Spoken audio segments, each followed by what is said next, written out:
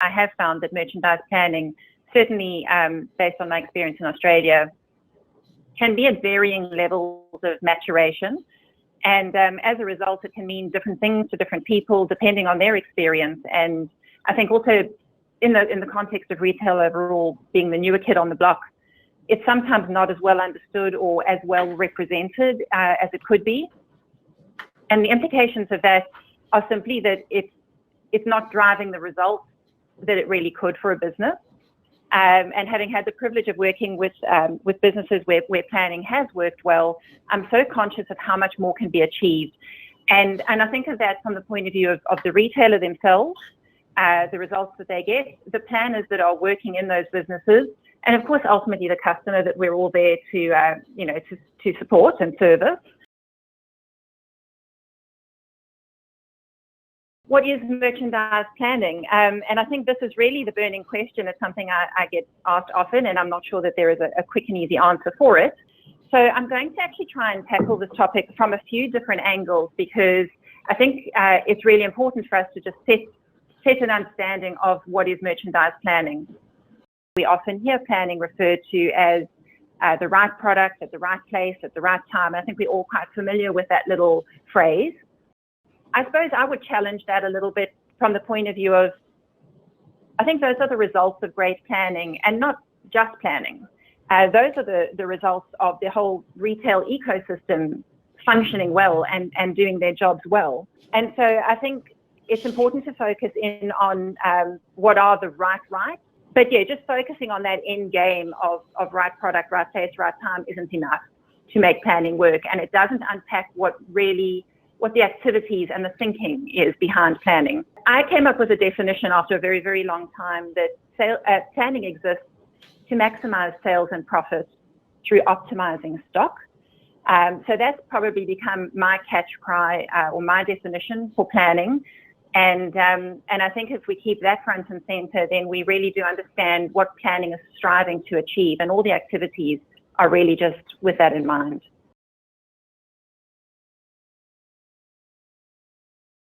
If we clear our minds and strip this back to reframe planning, then maybe we'll consider it through a different perspective. So I'll start off by saying, contrary to maybe popular belief or what people might have encountered before, planning, when it's done well, should not be rigid. It should be commercial.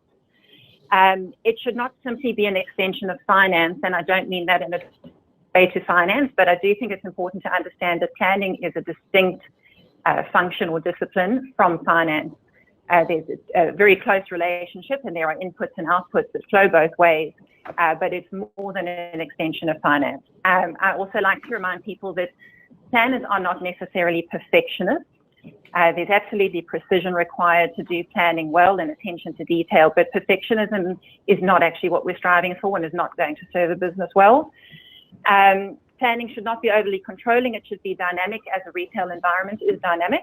And I think also when people try to define planning, they often talk about planning relying a lot on the past, that it's about looking in the rearview mirror.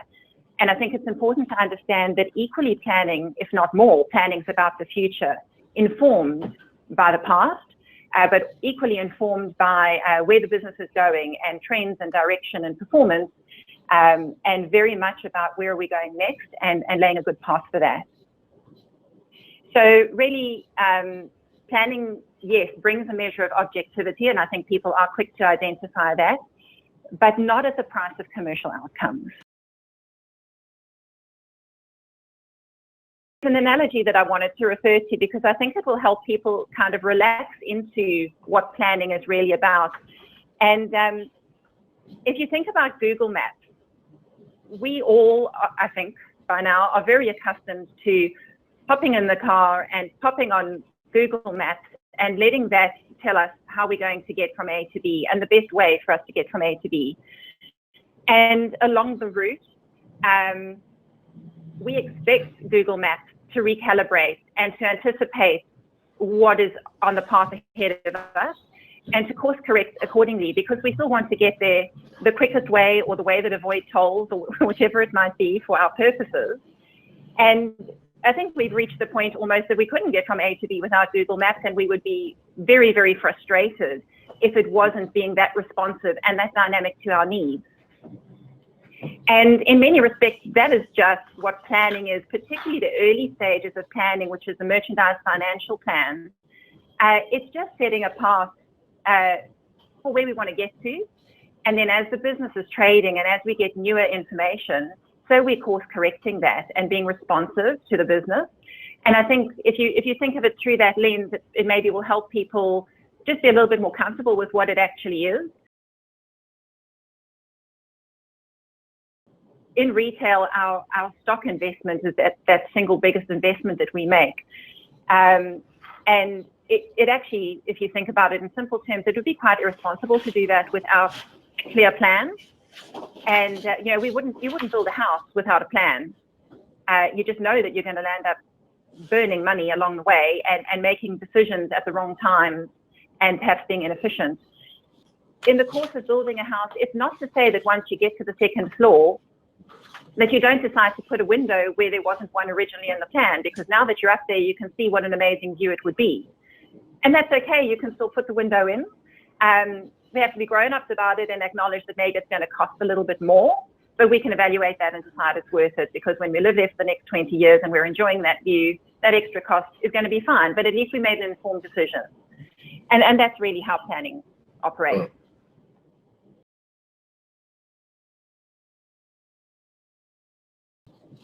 I'm going to just step through a very simple little concept of the retail cycle now, and I don't think this will be unfamiliar to anybody who is in the retail game.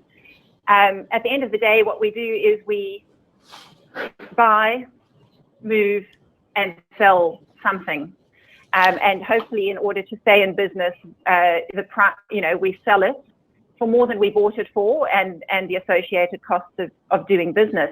But that's a very simple cycle, and I think we're all very comfortable with that and familiar with that.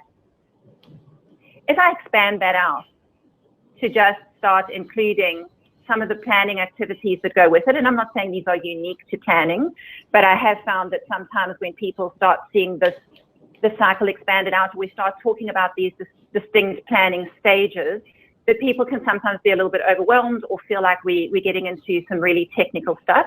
And so I just wanted to break it down a little bit here and talk about, well, what are some of those other planning steps?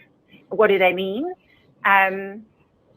Really more just to demystify it. So all these additional steps in the cycle that I'm displaying here, they're really just specialist activities that are supporting and informing each of those retail steps. So we want to have a strategy of what are we trying to do, and that can be, maybe over the next year or the next 3 years. It could be different for different businesses. And then the merchandise financial plan, or the plan, is simply the financial expression of that strategy. What it does is it puts it into numeric terms so that we can self-check, so that we can validate, is this going to take us where we need to go? Is it really achievable? When I see it in those growth terms or those profit terms, did my great idea or my great initiative suddenly make me a little bit nervous about how realistic is it? Can I achieve it in that time frame? If not, maybe I, tone it down a little bit, and that will take less stock requirements. So it's just reflecting that strategy in numeric terms to go, can we do this? Will it take us where we need to go? If it won't, what can we adjust to get us there?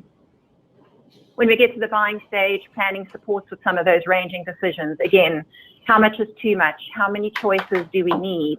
How can we inform that buying decision using information that we have available to us?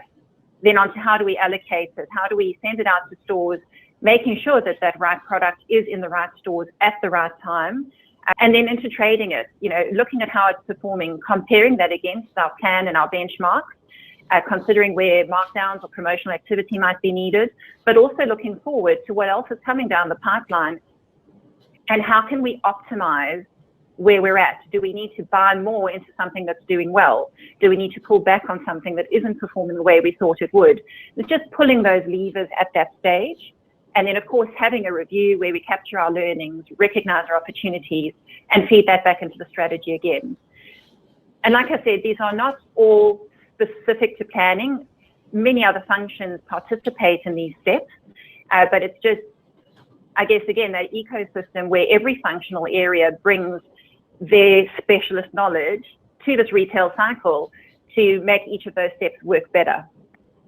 And that at every single stage, we're just looking to optimize the choices that we're making, the decisions that we're making, and this overall framework is a way to make those more informed decisions, which are the ones that are going to govern how the stock is invested and the resulting profitability. So I think, yeah, getting planning right can be such a game changer, and I thought it would be worth putting out a couple of small examples just to kind of, I guess, make it a little bit more tangible, since planning can fall into that space of the dark art. I have a couple of examples just even from my time running Smart and Planning.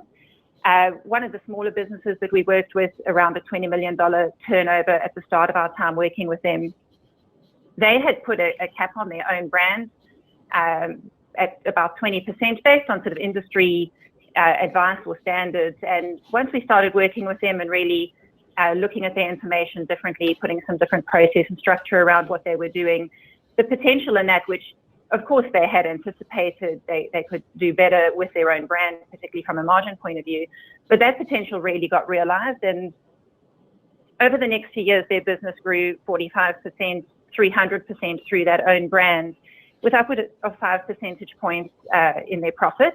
And so I think if you just sort of pause and think about what those types of results really mean from a profitability point of view, then you start understanding game changer, and that's on a smaller scale business. Another client that we worked with, we saved $600K on their quarterly buy, also around a $20 million turnover business. And that was just compared to how they would have approached their buy using their regular tools and methods. And so again, when you think of that from a cash flow point of view, that they could achieve the same sales and profit results investing so much significantly less stocks, I think that is what starts to bring home how significant the impact can be.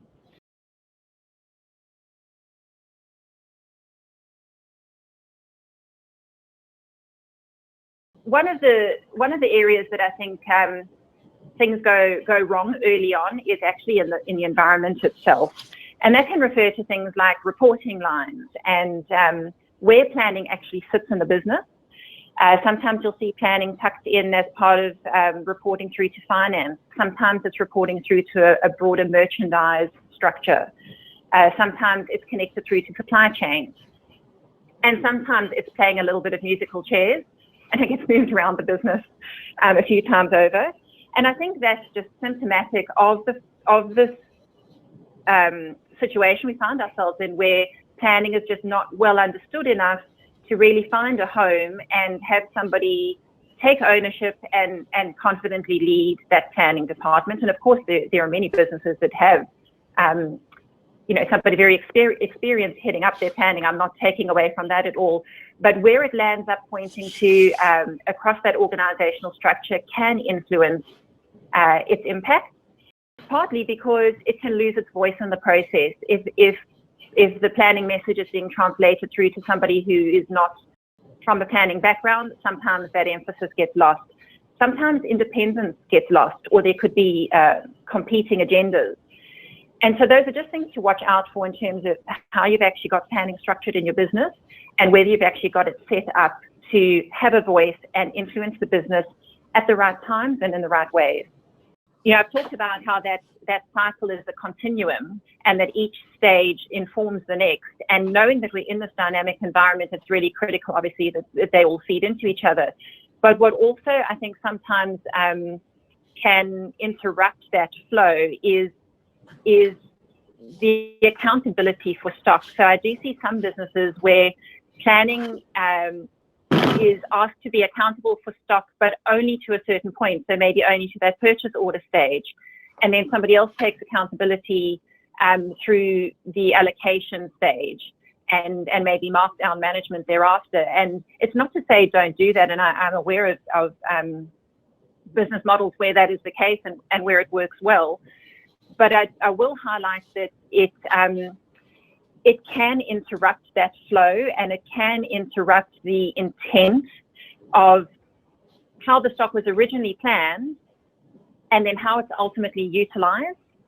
And if you don't keep all of that within the planning accountability set and you break it up across different functional areas, I think you just need to be aware that it then also requires quite a high level of communication and collaboration. And I think we all know that those are the areas where things can often come undone, is where those soft skills are. How well did we actually communicate with each other? How well did we keep each other informed? So it's not to say it can't be done.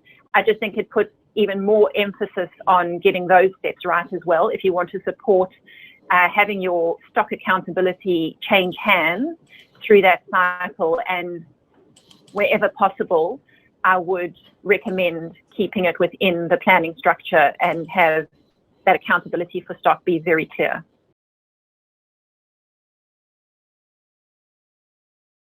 But if you get clear on what you do want from planning, and I think that the key to that is what decisions are you going to make with this information?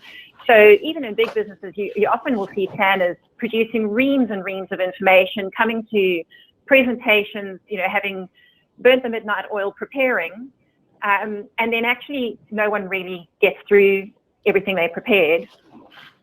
And some of where that's going off track is just in defining the scope of what do you really need from this activity, and linking that to what is the business decision that's going to be made. So in merchandise plans, what level should people be planning at? Well, what level do you need to make OTB decisions? What level do you need to make those profit decisions? You don't have to do it down in the detail to make a good decision. I think businesses, people are standing there scratching their heads going, we have planning in our business. We have a planning team, and yet we don't feel like we're getting the results that we should. And I think that's where some of these things are going wrong. It's the wrong people in the role, or not enough experience for the expectations of the business, and so they're just trapped in this cycle where they're doing a lot of activities but not really getting the result. And it's just about refine that scope, figure out what decisions you need to make, and put your effort behind those. Something else that I see quite often is having the right level of experience for the job. So I think it's quite typical in Australia that we find planning resource can be scarce. And as a result, sometimes what happens is somebody who's a little bit more junior is promoted up through the ranks, or just lands up having quite a large portfolio or a very big area of responsibility. If you think about it with any role, typically at the more junior levels is where they tend to be more task oriented. It's more about working through a checklist of how I do my job. And then as you gain more experience and as you become, like a good wine, as you mature, so you bring more to that decision making, to the role, more influence, more impact, and just that expertise grows. And so I think this is one of the cycles that plays out in the Australian environment a little bit, is that we have a lot of people who are in those more junior roles, or don't have somebody more senior developing them and challenging their thinking. And it traps some of the planning activities in that more junior space. Or somebody gets put in a role to do a planning function who hasn't come from a planning background, has maybe come from an accounting background, and they're recognized as having financial acumen and expertise with Excel. And so they find themselves in a planning role, and it's a great entry point. And I've personally recruited people with those backgrounds into planning roles and developed them, and they've had amazing planning careers. So it's not to say don't do it. It's more to call out, go ahead and do it, but then make sure you're investing in those people. Make sure you're actually growing them into planning experts, and not glorified data managers and report writers, and keeping them in that very low level junior space where they actually can't really bring the value add to the business that is needed from that planning function. Difference between a VUP and a VIP, and it's just really to bring home that idea of a very useful planner versus a very important planner or a very influential planner. I think so many businesses fall into that trap of bringing in somebody who has that financial acumen, has that problem-solving aptitude, is great with systems, great with Excel, and so they really can get stuff done. But before you know it, they're just this really useful person in the business, But if you actually really drill down and look at it, the things that they're doing are not necessarily planning things, or not with the right emphasis in the right places. And so then you could substitute the U for very underutilized planner, very unhappy planner, because they just become a band-aid. And I think if you embrace those steps of the merchandise cycle and work collaboratively with focus on what you're trying to achieve at each stage, then instead you have the VIP, which is the very informed planner, the very impactful planner, the very interactive and integrated planner, and then they become the very indispensable planner. And that's when the business is really going to be getting results.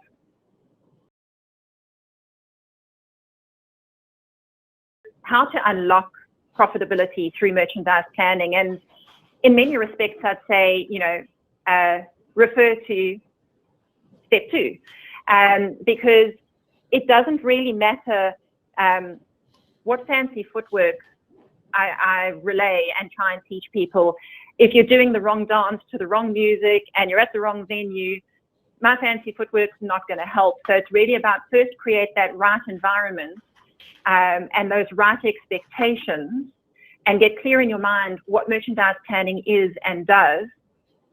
And then you can look at adding the secret sauce.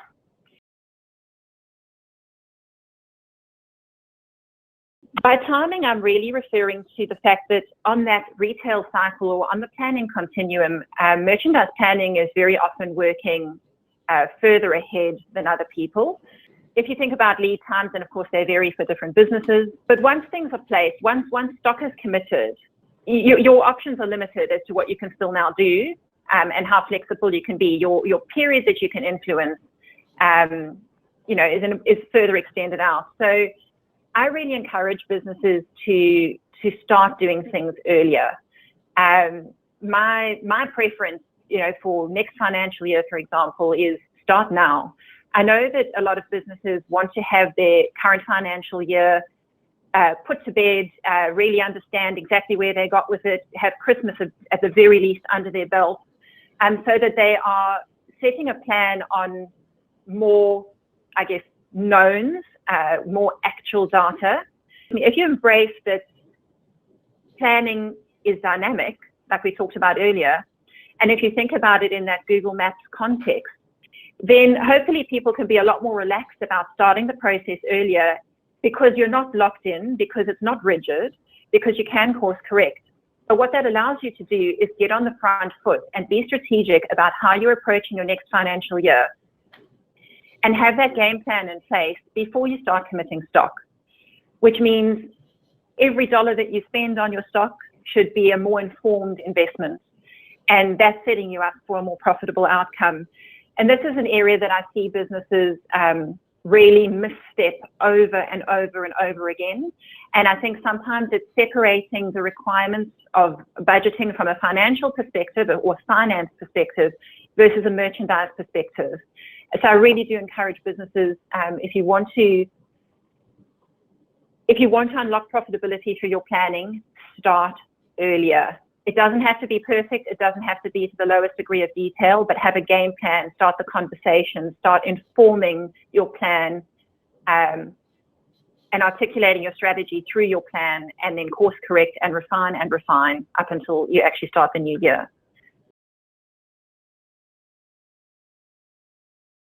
The other one here is understanding that all the measures are linked. It still surprises me how many businesses I work with that have got a very singular focus on sales without the accompanying link to stock and margin, because they really are. Sales, margin and stock are linked at every single stage of that merchandise cycle. I could pick any one of those activities and reference an example of how sales and margin and stock are linked. And I think to treat them as separate things is a big mistake. Whether it's in that early stage of the merchandise financial plan, really understanding the levers of how to achieve those extra sales, but have them be profitable sales, how much stock it takes to do them, they all hold hands and they are all on a continuum together. If you move into the ranging or buying stage, deciding how to carve up your OTB, how to invest your money is going to come down to understanding prior performance, and that prior performance shouldn't be one-dimensional. It shouldn't just be what sold best. It should be what sold the best and made us the most profit, and understanding those results in the context of what stock you had available. When it comes to the allocation decisions, it's going to be, where is the stock performing at the moment? Where are we getting the most sales? But just where you're getting the most sales doesn't mean where you need to send the next top up of stock. Maybe those stores still have plenty of stock. So you need to look at stock when you're making that decision as well. You need to look at whether those sales are full price sales or promotional markdown sales, and whether they really warrant being reinvested in. So all the way through the cycle, those measures hold hands, and I can't stress enough how important it is to take that holistic view to all the planning steps and analytics. To unlock profitability, I can't stress enough, be obsessive over your stock, the accuracy, the stock health. Really look at your stock through a variety of different metrics. Different measures are more applicable for different activities and at different times. So whether you're looking at something like a stock turn or a sell-through, a freshness measure, forward weeks of cover, they all have their place. They will all tell you something slightly different. I recommend using multiple, not being, again, one-dimensional and just falling into a habit of your favorite stock measure. I think it's good to use more than one, because they put a different perspective on things. They'll challenge your thinking. They'll bring another dimension in. I like to use stock measures that also bring in a margin consideration. Looking at those stock measures and looking at them at the right way and early enough can give you such a good steer as to where you're going, whether you're on track for the profitability you think you're going to achieve, and can inform what action you can take right now to potentially avoid a disaster, or to course correct, or to really maximize an opportunity.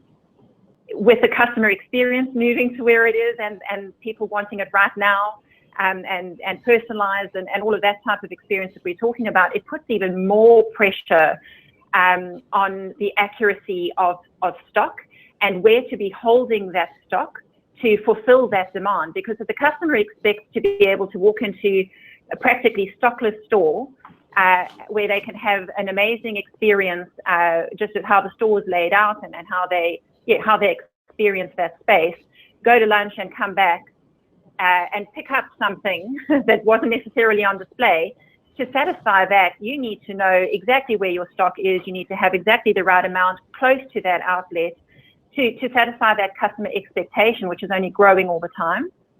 And so I think where that all winds back to is data and systems, really setting up that infrastructure well early on, having the right disciplines around that, the right understanding of what data you need. And certainly, I think what a lot of businesses struggle with is having good inventory management, in the sense of having retail and cost value on their stock, so that they can understand the profitability in that stock as well.